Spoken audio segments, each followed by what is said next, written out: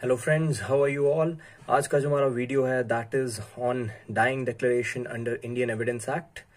सबसे पहले structure of this lecture, तो स्ट्रक्चर में सबसे पहले हम डिस्कस करेंगे what is the meaning of a dying declaration.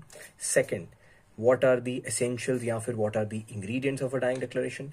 Third चीज जो हम डिस्कस करने वाले हैं कि डाइंग डिक्लेरेशन की एविडेंशियरी वैल्यू क्या है। फोर्थ, क्या इस पे कन्विक्शन बेस की जा सकती है या नहीं।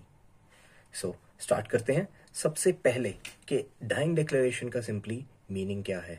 डाइंग डिक्लेरेशन सिंपली अगर डिफाइन किया जाए, अगर सिंपल लैंग्वेज में, तो it is simply a statement by a person who has died explaining cause of his death और सर्कमस्टांसेस अराउंड हिज डेथ।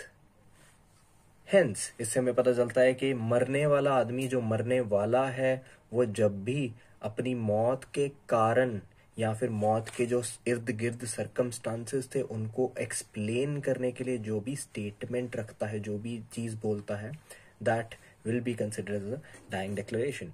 अब ये सवाल आता है कि वो जो बोलेगा वो तो किसी को बताएगा डेफिनेटली, यानी कि किसी दूसरे पर्सन को बताएगा और वो दूसरा पर्सन सुन के आगे जाके कचहरी में इस चीज की गवाही देगा। अब इंडियन एविडेंस एक्ट में तो ये लिखा है हर जगह कि हेयर से एविडेंस को एक्सेप्ट नहीं करना। सो क्यों इसको एक्सेप्ट किया जाता है, इसका कारण भी बड़ा इंपॉर्टेंट बन जाता है। The first thing is the rule of necessity. ये एक्सेप्शन टू हेयर से इसलिए है because there is very less evidence available, and जब कम एविडेंस हो तो जो भी आपको मिल रहा है उसी में ही खुश रहो। Second, no man will die with a lie in his mouth, कि मरता हुआ आदमी अब झूठ क्यों ही बोलेगा, कि जिसको अब जाना ही है इस दुनिया से तो उसमें क्या स्वार्थ, क्या कोई मोटिव, सब तो उसका खत्म होने वाला है। तो हेंस ये दो कारणों की वजह से ही dying declaration is accepted as evidence under the Indian evidence act. Dying declaration का जो सेक्शन है that is section 32 clause 1 of the Indian evidence act, और इसी के साथ सबसे पहला असेंशियल जो है डाइंग डिक्लेरेशन का, या फिर जो सबसे पहला इंग्रेडिएंट है डाइंग डिक्लेरेशन का, that is it could be given to any person and in any form. Any person police वाला हो सकता है, मैजिस्ट्रेट हो सकता है, डॉक्टर हो सकता है, कोई प्राइवेट सिटीजन भी हो सकता है। इट कुड बी एनीवन जिसको आप डाइंग डिक्लेरेशन अपनी स्टेटमेंट दे रहे हैं।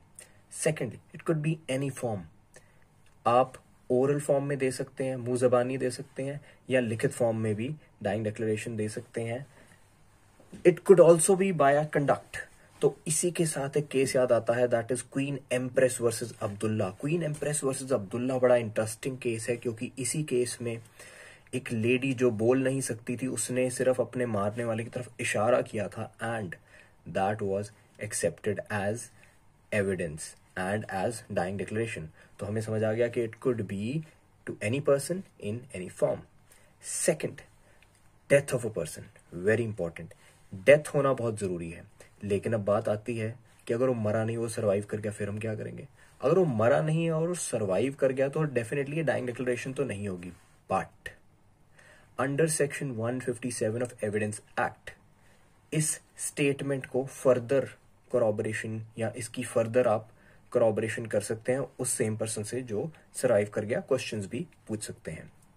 Third, it must relate to cause of death और circumstances around a person's death, यानी कि जो मरने वाला पर्सन है जिसने जो स्टेटमेंट दी है वो स्टेटमेंट होनी चाहिए किस चीज के रिगार्डिंग, कॉज ऑफ डेथ यानी कि उसके जो मरने का कारण था, या फिर सर्कमस्टांसेस सराउंडिंग हिज डेथ।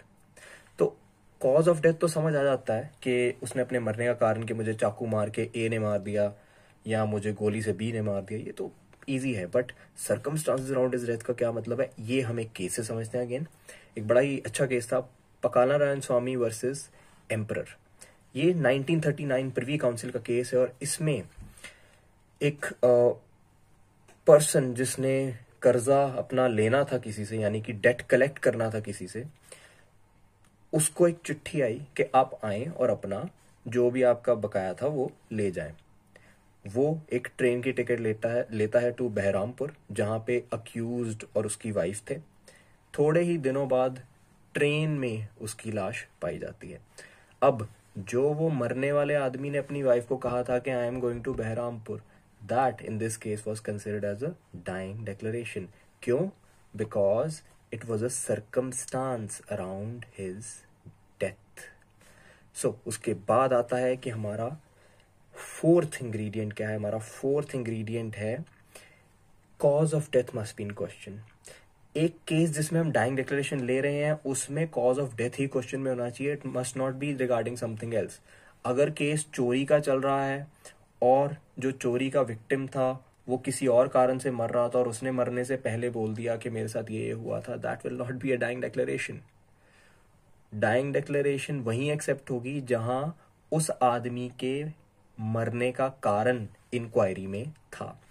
उसके बाद ही हम फिफ्थ एसेंशियल पे आ जाते हैं, दैट इज फिटनेस. यानी कि जो मरने वाला बंदा था या जो मर गया यहाँ पे जिसने डिक्लेरेशन दी थी, क्या वो एक केपेबल विटनेस था. अगर वो कंफ्यूजन में स्टेटमेंट देता है या फिर अगर वो किसी भी ड्रग के इन्फ्लुएंस में स्टेटमेंट देता है, then it will not be accepted. क्यों? Because he is not in a fit state of mind. Usually hospitals में मरने से पहले इस चीज के रिगार्डिंग एक मेडिकल सर्टिफिकेट लग जाता है. दूसरी बात, उसके जो नेक्स्ट जो हमारा एसेंशियल है, that is the sixth essential, that is the statement must be consistent. तो जो स्टेटमेंट की कंसिस्टेंसी है that is very important. Statement जो दी गई है उसमें कोई मेजर कॉन्ट्रडिक्शन नहीं होने चाहिए. जैसे कि एक स्टेटमेंट कह रहा हूं मुझे सिर्फ ए ने मारा, दूसरे स्टेटमेंट कह रहा हूं मुझे सिर्फ बी ने मारा, या फिर मुझे लगी गोली है, आई एम सेइंग के ही स्टैब्ड मी. सो इस तरह की इनकंसिस्टेंसी नहीं होनी चाहिए. अगर इस तरह की इनकंसिस्टेंसी होती है then it will not be accepted as evidence. अब एसेंशियल्स डिस्कस करने के बाद, इसके 6 एसेंशियल डिस्कस करने के बाद आता है क्वेश्चन कि what is the evidentiary value of a dying declaration. अब इसके रिगार्डिंग जब भी एक डाइंग डिक्लेरेशन कंसिस्टेंट होगी, अपने जो दूसरे फैक्ट्स हैं यानी कि इंडिपेंडेंट फैक्ट्स हैं रिगार्डिंग डेथ, जैसे कि आपका जो पीएमआर रिपोर्ट होती है, कॉज ऑफ डेथ की रिपोर्ट होती है, जब आपकी डाइंग डिक्लेरेशन उन चीजों के साथ साथ चलेगी या उन चीजों के कंप्लायंस में या उन चीजों के सेम्बलेंस में चलेगी, then it will be accepted. Otherwise अगर उसमें कोई मेजर कॉन्ट्रडिक्शंस हैं, it might be a weak evidence. So hence courts को ये कहा गया है कि one must be very cautious in accepting a dying declaration. क्यों? Because it is hearsay, it is not an oath. But yes, it can be a substantial evidence in certain cases. But it depends. उसके बाद बात आती है, क्या ये conviction का आधार बन सकता है? Can it be a basis for conviction? तो yes, it is possible that it can be a basis for conviction. But in state of Karnataka versus Sharif जो 2003 का एक केस है, उसमें कोर्ट्स ने कहा है कि only if it stands the test of judicial scrutiny, यानी कि स्टेटमेंट को अच्छी तरह से छांटा जाएगा, उसको अच्छी तरह से एग्जामिन किया जाएगा और उसको क्रॉस चेक किया जाएगा with the other facts of the case. अगर वो क्रॉस चेक में ठीक पाया जाता है, माइनर इनकंसिस्टेंसीज की अलग बात है, अगर कोई मेजर होती हैं या फिर अगर कोई बिल्कुल ही कंफ्यूजन में स्टेटमेंट दी जाती है, then it may not be accepted और रिलायड ऑन. बट अगर it checks out, cross check बिल्कुल सही होता है, पीएमआर भी उसके साथ यानी कि जो मेडिकल रिपोर्ट है वो भी उसके साथ मिल रही है, तो then yes it can be a sole basis of a conviction. Thank you.